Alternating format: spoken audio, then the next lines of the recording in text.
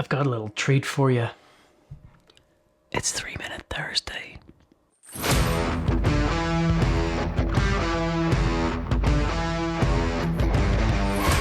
Welcome back. We haven't done one of these in a while, and this time we're talking about passwords. Now, we all have passwords.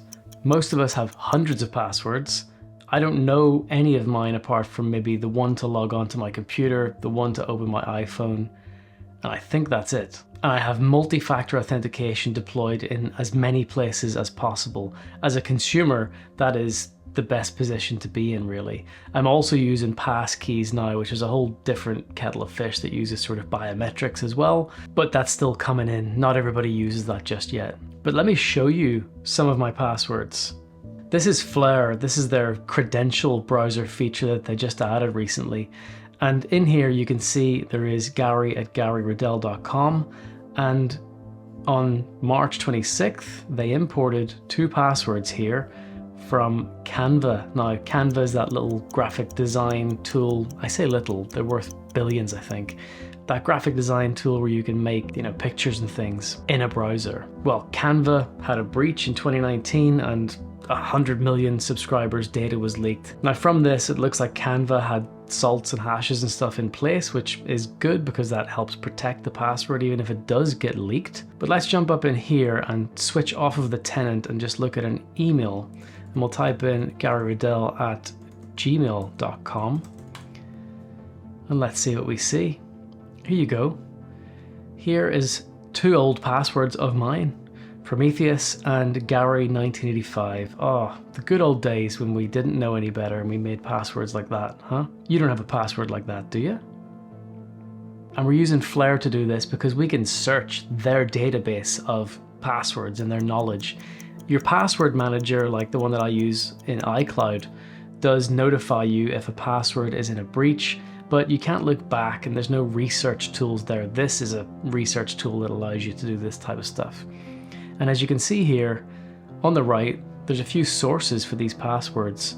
One is combo lists, so lists of passwords from other breaches all stuck together into like a mega list. There's the 2022 January combo lists, which is ones found by their team. And this one I recognize, Collection 1. In 2019, hackers were like sticking together all these different lists of passwords into this massive list, and it was doing all the rounds on the dark web. I can't remember which forums, probably most of them. And yeah, it had 773 million unique email password combinations in it.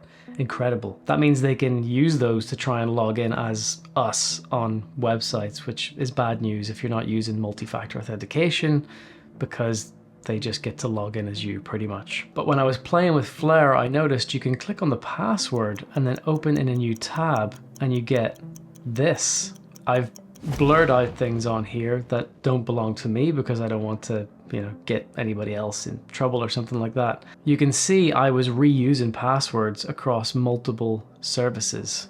Prometheus has turned up in many places. The ones that I've blurred out don't belong to me. That's other people that have also come up with the exact same password.